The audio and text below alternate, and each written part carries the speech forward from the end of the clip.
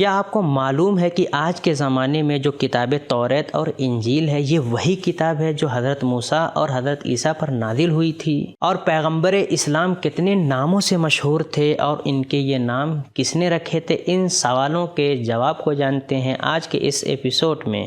ناظرین السلام علیکم، آج ہم آپ کے سامنے سورہ صف کی آیت نمبر 6 کی تفسیر پیش کریں گے۔ تو آئیے اس کی تفسیر کو جاننے کے لیے سب سے پہلے اس کی تلاوت اور ترجمے کو غور سے سن لیتے ہیں۔ كتاب أنزلناه إليك مبارك ليدبروا آياته وليتذكر أولو الألباب بسم الله الرحمن الرحيم وَإِذْ قَالَ عِيسَى ابْنُ مَرْيَمَ يَا بَنِي إِسْرَائِيلَ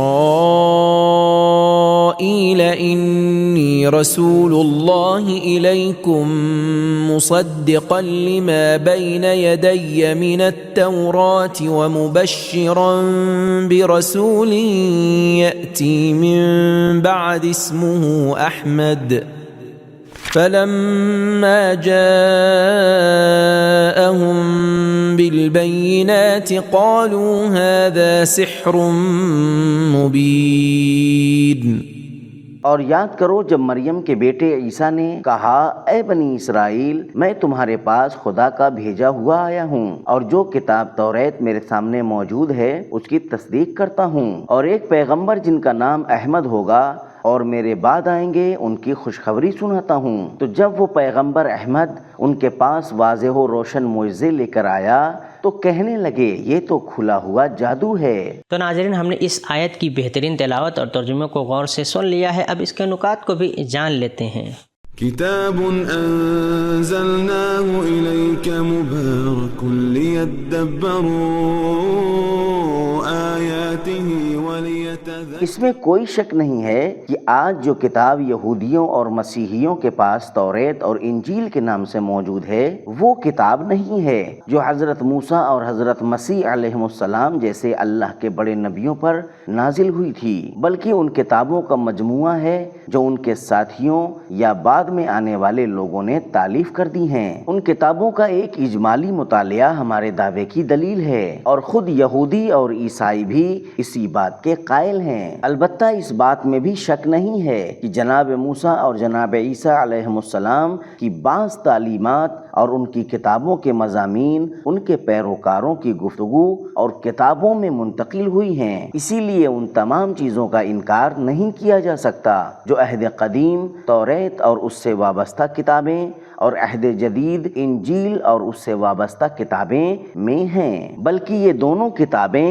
دونوں نبیوں کی تعلیمات، افکار اور سوچ سے ملی ہوئی ہیں۔ موجودہ کتابوں میں بہت ساری تبدیلیاں پائی جاتی ہیں۔ مثال کے طور پر ایک بزرگ نبی کے ظہور کی بشارت میں تبدیلی کہ جس کی علامتیں پیغمبر اسلام صلی اللہ علیہ وآلہ وسلم کے علاوہ کسی پر منطبق نہیں ہوتی۔ مزے کی بات یہ ہے کہ جو پیشین گوئیاں ان کتابوں میں ملتی ہیں اور پیغمبر اسلام صلی اللہ علیہ وآلہ وسلم پر تطبیق ہوتی ہیں، ان کو یوحنا کی انجیل میں 3 جگہ لفظ فارقلیتا پر تطبیق دیا گیا ہے، جس کا ترجمہ تسلی دینے والا کیا گیا ہے۔ یہاں پر یوحنا کی انجیل کی عبارت پر توجہ کریں جسے ہم تفسیر نمونہ سے نقل کر رہے ہیں۔ میں والد سے کہوں گا کہ وہ تمہیں دوسرا تسلی دینے والا دیں گے جو ابد تک تمہارے ساتھ رہے گا۔ انجیل یوحنا باب نمبر 14 جملہ نمبر 16۔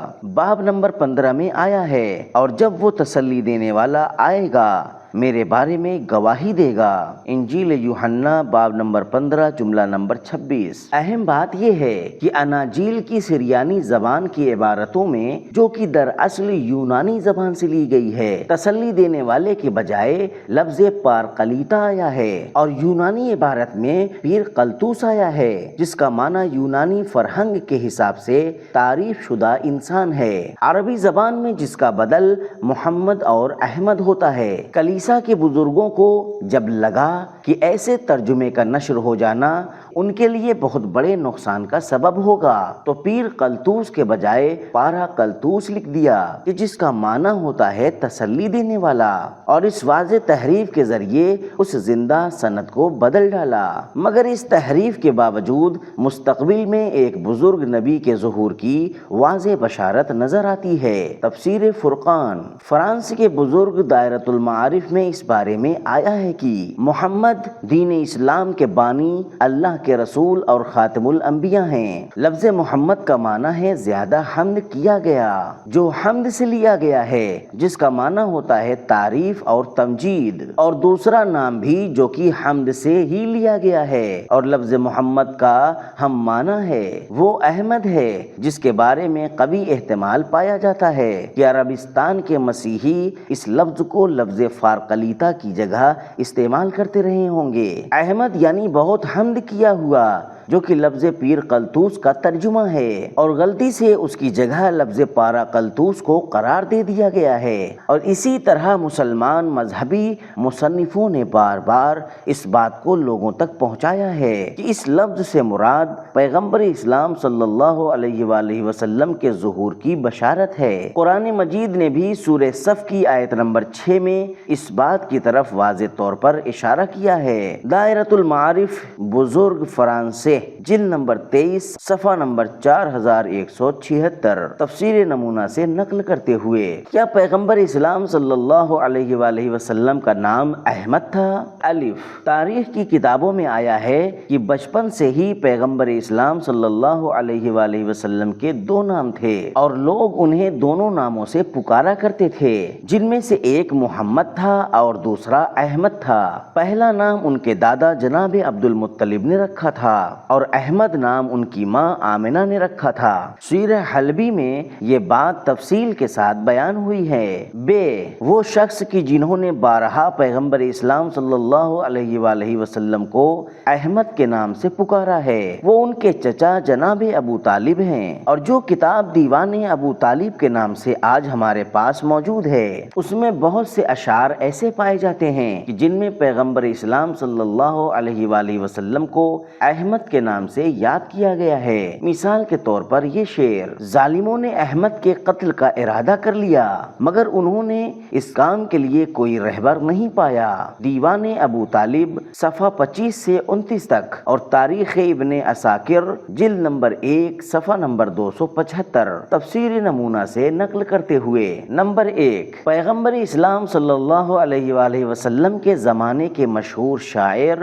حسان بن ثابت کے اشعار میں بھی یہ تعبیر دیکھنے کو ملتی ہے۔ وہ مصیبت زدہ جس کو احمد کے فقدان نے بے تاب کر دیا تھا، وہ مسلسل ان کی عطاؤں کو شمار کر رہا تھا۔ دیوان حسان بن ثابت صفحہ نمبر 59، تفسیر نمونہ سے نقل کرتے ہوئے۔ حدیث میں ملتا ہے کہ پیغمبر اسلام صلی اللہ علیہ وآلہ وسلم نے فرمایا، زمین پر میرا نام محمد اور آسمانوں میں احمد ہے، تفسیر برہان۔ ناظرین، ہم نے نکات کو جان لیا ہے، اب اس کے پیغام کو بھی غور سے سن لیتے ہیں۔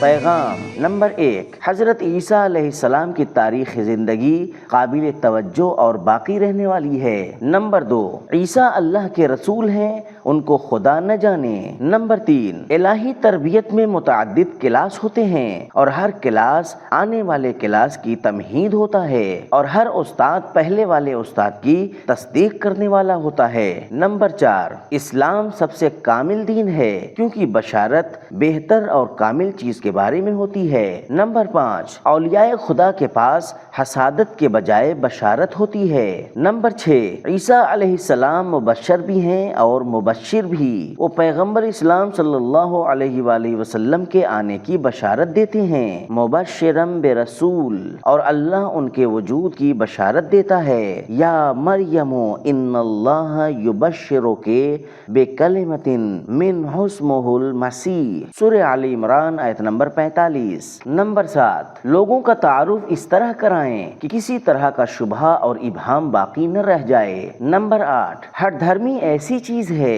جس کی وجہ سے نہ پہلے کی بشارت کارآمد ہوتی ہے اور نہ موجودہ نشانیاں۔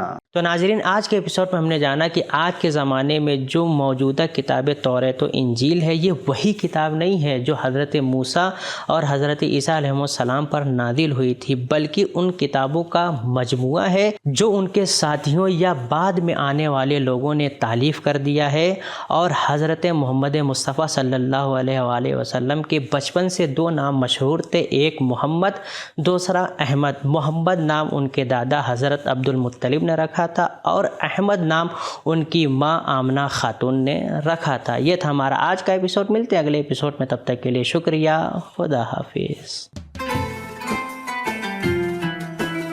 سبیل قرآن، قرآنی سماج کی پہچان۔